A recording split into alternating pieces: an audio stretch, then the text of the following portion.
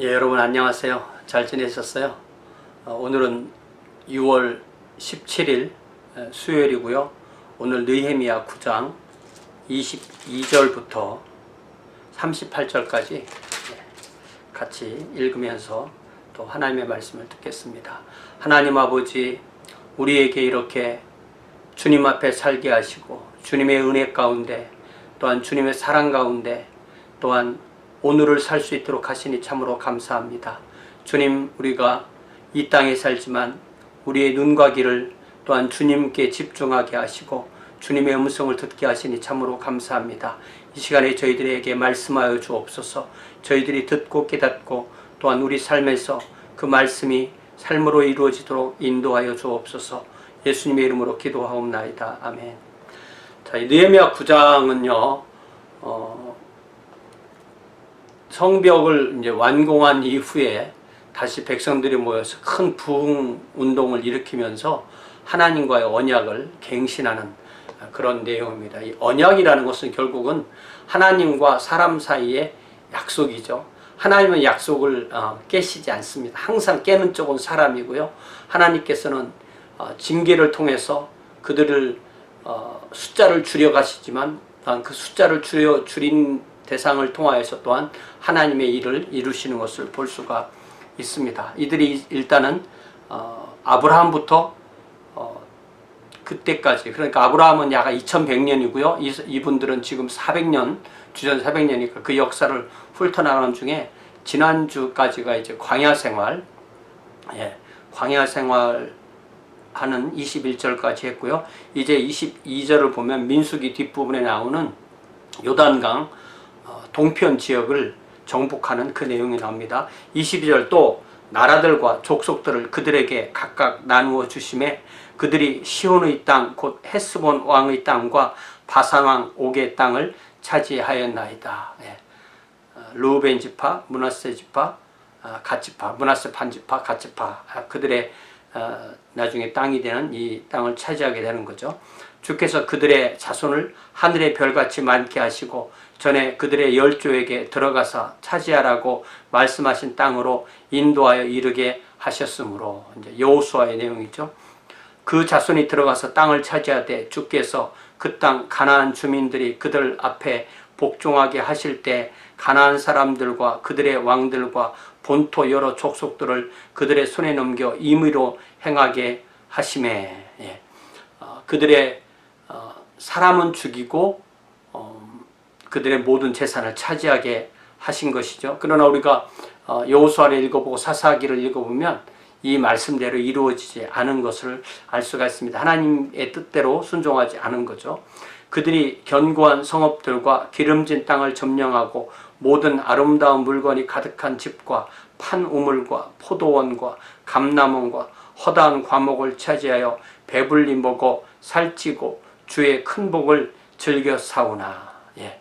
이제 이 사사기의 서클이 나옵니다. 처음에는 이렇게 복을 누리게 되는 거죠.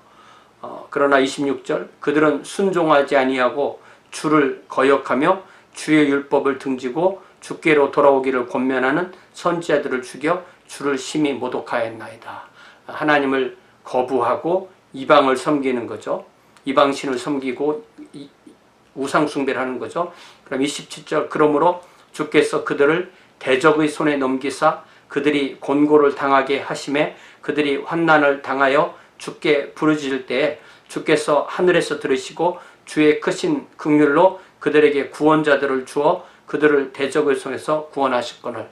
그럼 하나님께서는 이방인들에게 그들을 파시고 그럴 때 그들은 그 상황 가운데 하나님께 회개하고 기도하면 하나님께서 그들에게 구원자들을 주시는데 그 구원자들이 사사라고 불린 그 쇼페트, 복수형 쇼페팀이거든요. 어떤 하나님의 카리스마가 임한 그런 군사적 또 종교적 정치적 지도자들을 사사라고 했습니다. 세습은 되지 않고요. 또 하나님께 돌아오고 또 그들이 또 다시 죄를 지면 또 다른 사사를 세우는 그런 형태로 되는 거죠. 28절에 그들이 평강을 얻은 후에 다시 주 앞에서 악을 행함으로 주께서 그들을 원수들의 손에 버려두사 원수들에게 지배를 당하게 하시다가 그들이 돌이켜 주께 부르짖음에 주께서 하늘에서 들으시고 여러 번 주의 긍휼로 건져내시고, 이렇게 사사기에서는 그러한 사이클이 한 12번, 13번 도는 것을 볼 수가 있습니다. 다시 주의 율법을 복종하게 하시려고 그들에게 경계하셨으나 그들이 교만하여 사람이 준행하면 그 가운데서 삶을 얻는 주의 계명을 듣지 아니하며, 계명은 하나님의 뜻이 들어있고 그 계명을 순종할 때 살 수 있는 그런 것이 계명이라는 거죠. 주의 규례를 범하여 고집하는 어깨를 내밀며 목을 굳게 하여 듣지 아니하였나이다. 이게 마치 사람들이 싸울 때 목을 굳게 하고 어깨를 내밀면서 얼굴에 어떤 분과 또 핏대를 올리면서 싸우는 그 형태를 이렇게 그림처럼 그려서 말로 설명해주고 있는 것입니다. 그러나 주께서 그들을 여러 해 동안 참으시고 또 주의 선지자들을 통하여 주의 영으로 그들을 경계하시되 그들이 듣지 아니하므로 열방 사람들의 손에 넘기시고도 주의 크신 긍휼로 그들을 아주 멸하지 아니하시며 버리지도 아니하셨사오니 주는 의로우시고 불쌍히 여기시는 하나님이심이니이다. 사울을 지나서 이제 다윗, 솔로몬 그리고 남북 왕국으로 나뉘는 그 모든 과정에서 하나님께서 예언자들을 통해서 그들을 다시 하나님의 말씀으로 하나님의 언약으로 돌아오게 하지만 그들이 또 말을 듣지 않고 순종하지 않을 때 주로 이방인들을 불러다 그들을 치셨지만 여기 보니까 31절에 보니까 주의 크신 긍휼로 그들을 아주 멸하지 아니하시며 버리지도 아니하셨사오니. 나중에는 그 북왕국 10지파가 완전히 사라지게 되잖아요. 그래도 남왕국 유다 지파, 베냐민 지파 그리고 레위 지파가 살아남는 거죠. 그래서 이렇게 보면은 개인은 망하는 사람이 있는 것 같아요. 그러나 어떤 그 공동체, 하나님의 왕국이라는 공동체는 또 계속 가는 것을 볼 수가 있습니다. 우리 하나님이여 광대하시고 능하시고 두려우시며 언약과 인자하심을 지키시는 하나님이시여. 그렇죠? 하나님은 사랑으로 언약을 지키시는 거예요. 마치 부모가 자식에게 사랑으로 그 연을 끊지 않는 것과 같은 거죠. 하나님의 언약은 그 언약식을 체결할 때 이 언약을 깨는 사람은 이 동물처럼 죽는다. 그래서 그 동물을 죽여서 갈라놓고 그 사이를 걸어가는데 하나님이 그 사이를 걸어가고 아브라함은 그것을 바라보고 있었죠.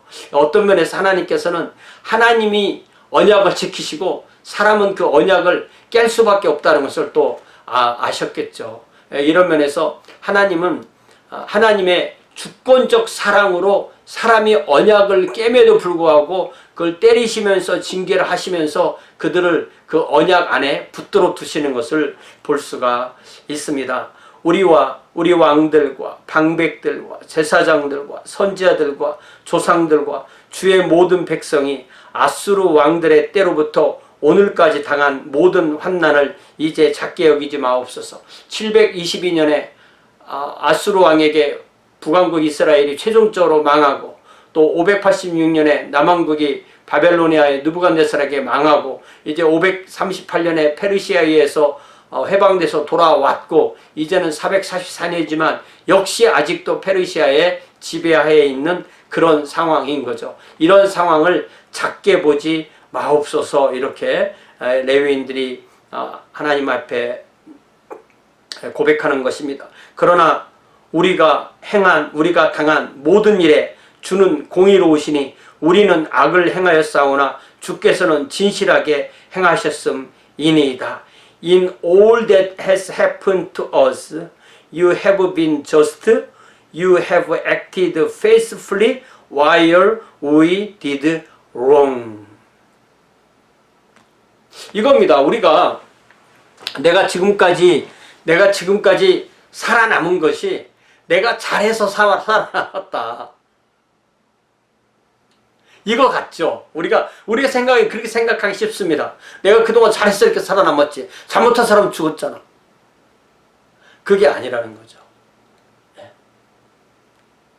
나는 비록 잘못을 행했지만, 그래서 많은 어려움이 있었지만, 그래도 주님께서는 신실한 언약의 사랑으로 예수 그리스도의 보혈 안에서 맺으신 그 언약의 사랑으로 나를 붙들어 주셨기 때문에 내가 지금까지 여기까지 왔다는 사실, 이것이 바로 하나님의 언약적 사랑입니다. 하나님의 그 베리트, 언약의 카바넌트, 언약에 근거한 그 헤세드의 사랑으로, 아가페의 사랑으로 우리를 지금까지 여기까지 붙들어 주시는 것입니다. 그래서 우리는 우리의 모습을 항상 하나님과의 관계 안에서 우리의 모습을 이해를 해야 돼요.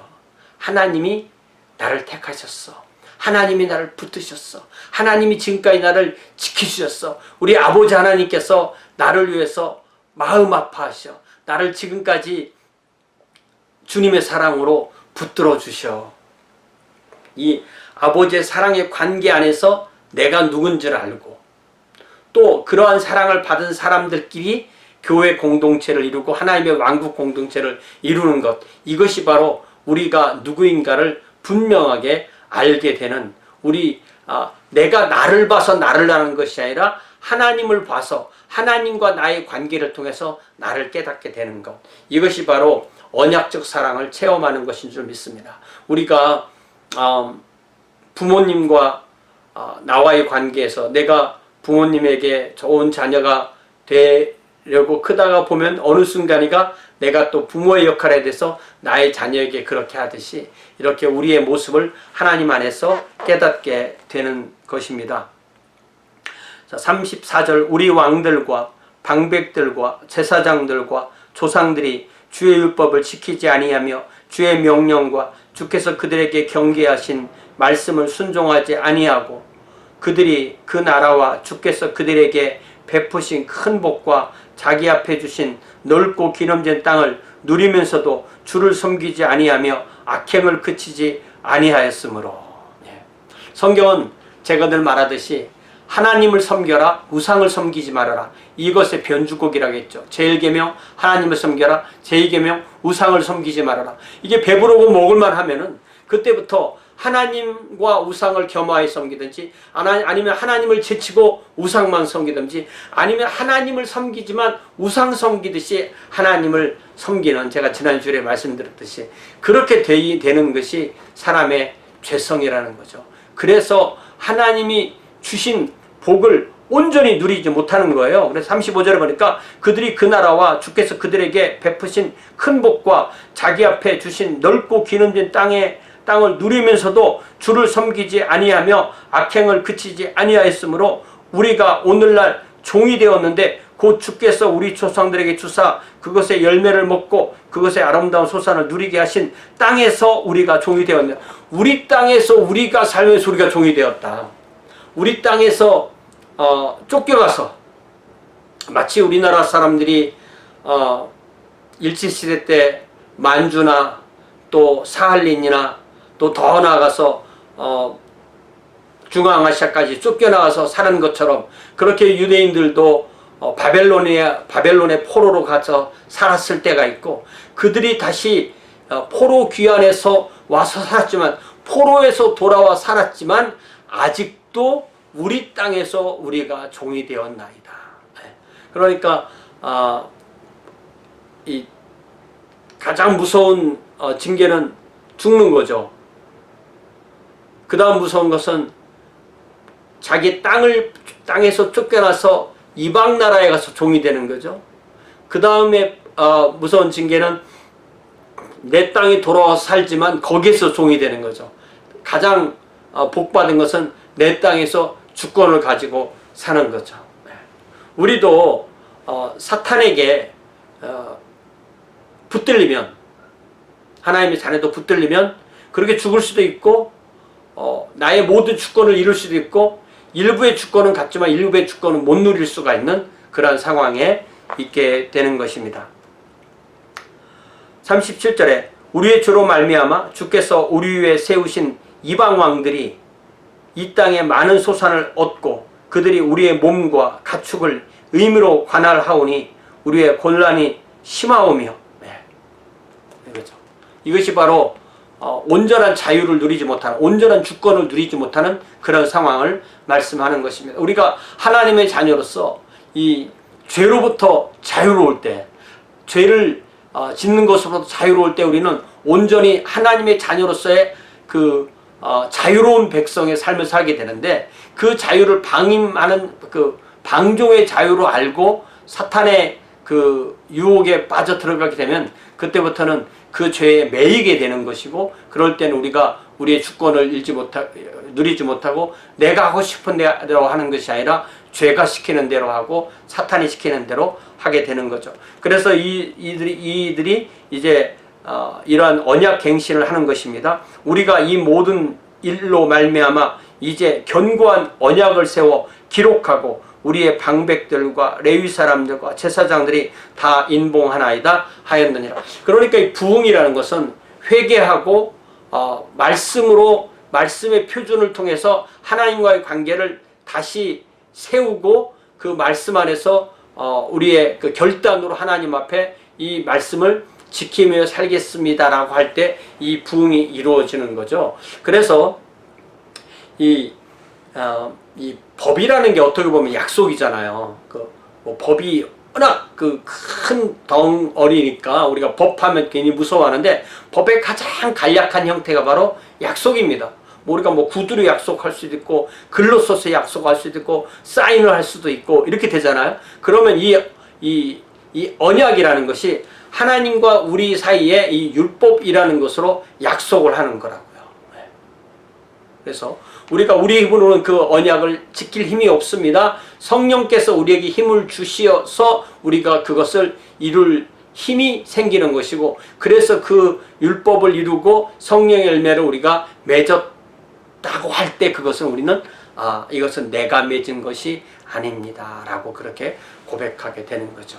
우리가 이렇게 주님과의 관계에서, 주님의 언약 안에서, 주님의 말씀 안에서 성령의 열매를 먹고 하나님께 영광을 돌리면서 그렇게 우리에게 주어진 하나님의 자유로운 백성으로서의 참된 자유를 누리며 하루하루를, 오늘을 여기서 살 수 있는 귀한 주의 자녀들 되기를 주님의 이름으로 부탁을 드립니다. 기도하겠습니다. 하나님 아버지, 이 코로나 바이러스의 이 팬데믹 가운데서도 하나님의 자녀로서의 삶을 살게 하시고 오늘을 여기서 살게 하시니 감사합니다.